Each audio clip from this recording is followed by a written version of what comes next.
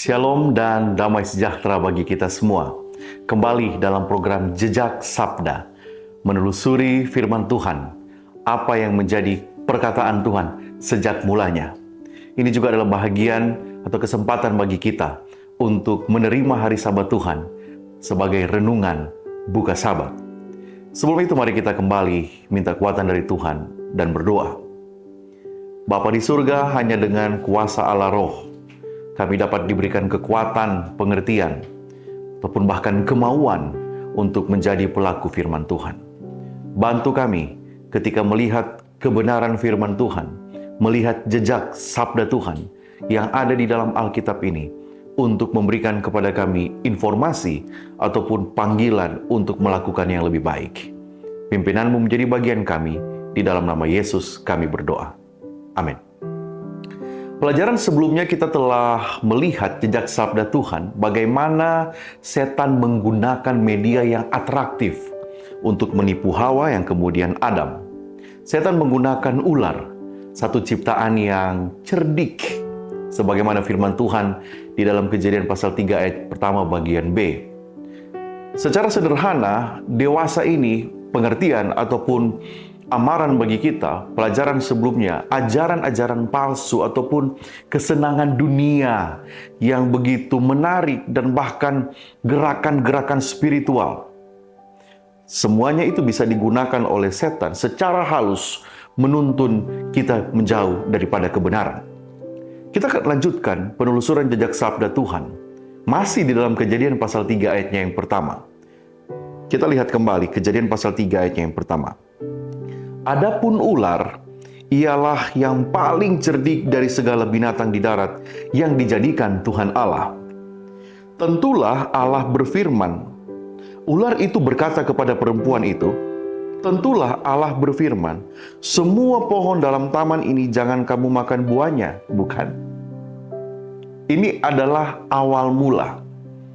Bagaimana sampai Hawa, kemudian Adam jatuh oleh karena ketidakpenurutan. Lihat, kita sudah lihat pada bagian pertama setan menggunakan metode yang luar biasa, yaitu seperti melakukan mujizat palsu, tanda-tanda heran. Nah, apakah kalau kita lihat Kejadian pasal 3 ayat 1 bagian B, dimulai dengan ketika dia berkata, tentulah Allah berfirman semua pohon dalam taman ini jangan kamu makan buahnya, bukan? Pertanyaan, apakah memang Tuhan mengatakan kepada Adam dan Hawa bahwa semua pohon dalam taman ini jangan dimakan buahnya? Apakah benar perkataan setan dalam wujud ular bahwa Tuhan melarang kamu untuk memakan semua buah dalam taman ini? Tentu tidak. Tuhan tidak mengatakan hal itu. Jejak sabda yang kita temukan dalam Kejadian pasal 2 ayat 16, ketika perintah itu diberikan kepada Adam, di dalam Kejadian pasal 2 ayatnya yang ke-16. Lalu Tuhan Allah memberi perintah kepada manusia, semua pohon dalam taman ini boleh kau makan buahnya. Tetapi pohon pengetahuan tentang yang baik dan yang jahat itu, janganlah kau makan buahnya, sebab pada hari engkau memakannya, pastilah engkau mati. Lihat, jejak sabda Tuhan itu jelas. Bukan tidak boleh memakan buah dari semua pohon dalam taman, tetapi boleh dimakan dengan pengecualian akan buah dari pohon pengetahuan yang baik dan yang jahat. Itu tidak boleh. Apa pelajaran yang dapat kita lihat, yang kita ambil dari jejak sabda Tuhan ini mengenai bagaimana ular mengatakan kepada Hawa hal yang sebaliknya? Saudaraku, setan setelah menggunakan tampilan yang atraktif atau menarik sebagai bentuk penyamarannya, selanjutnya dia memadukan kebenaran dengan kesalahan.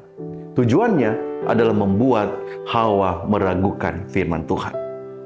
Jejak sabda Tuhan bagi Adam dan Hawa yang menjadi pelajaran bagi kita begitu jelas kalau kita lihat. Sederhana, semua pohon dalam taman ini boleh kamu makan buahnya, kecuali pohon pengetahuan yang baik dan yang jahat, buahnya jangan dimakan. Ini perintah yang jelas, sangat simple, tidak perlu interpretasi yang rumit. Semua boleh dimakan kecuali buah pohon pengetahuan yang baik dan yang jahat. Bayangkan, kalaupun mereka jalan-jalan di taman itu, kemudian mereka lapar, Ada banyak pilihan yang dapat mereka ambil untuk memakan buah yang ada, bukan yang dilarang oleh Tuhan. Jadi sangat sederhana. Itulah mengapa yang menjadi amaran bagi kita hari ini, yang hidup hari ini, adalah setan menggunakan taktik yang sama untuk menarik perhatian manusia sebagai pengganti Tuhan.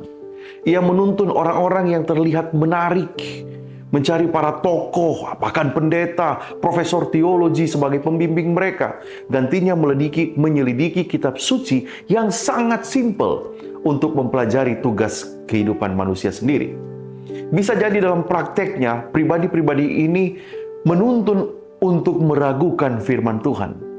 Usaha untuk mencampurkan filosofi dunia dengan ajaran Alkitab yang menuntun kepada keraguan, memberikan ide-ide bahwa hukum Tuhan itu sudah outdated, ketinggalan zaman, sudah tidak relevan, sudah tidak cocok, atau memunculkan pandangan-pandangan yang relativisme moral, di mana kebenaran bersifat subjektif, bukan absolut. Saudara yang terkasih di dalam Tuhan, setan memulai dengan menampilkan cara yang luar biasa. Setelah Hawa mungkin terpesona, dia melihat percakapan, dia melanjutkan percakapan itu. Setan mulai dengan memutarbalikkan kebenaran. Pegang kebenaran Tuhan yang terlihat dengan jelas dalam jejak sabdanya.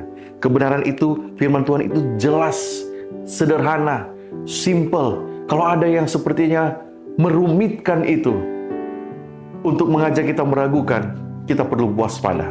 Ingat, firman Tuhan itu jelas, perintah Tuhan itu sederhana, gampang kelihatannya untuk dituruti dengan pertolongan Tuhan. Mari kita lihat kepada usaha si jahat. Dia memulai memutarbalikkan kebenaran, ataupun bahkan membuat kita bingung. Tuhan memberkati kita. Mari kita berdoa. Bapa kami yang ada di surga, kami diberitahu, jejak sabda kebenaran memberitahu kepada kami bahwa usaha iblis, setan, yang mengambil media ular yang begitu cerdik adalah dengan menggunakan firman Tuhan, tetapi di dalam pengertian yang berbeda. Di dalam pengertian yang bukan sebenarnya. Kami perlu Tuhan untuk terus memegang kebenaran firman Tuhan. Kami perlu untuk meminta kekuatan dari Tuhan untuk memberikan kepada kami pengertian akan firman-Mu yang penuh dengan kesederhanaan, manakala roh menuntun kami. Bantu kami sepanjang hari dalam hidup kami ini Tuhan, untuk melihat firman Tuhan dan menurut firman Tuhan di dalam bentuk yang paling sederhana. Terima kasih, ini doa kami. Di dalam nama Yesus kami berdoa. Amin.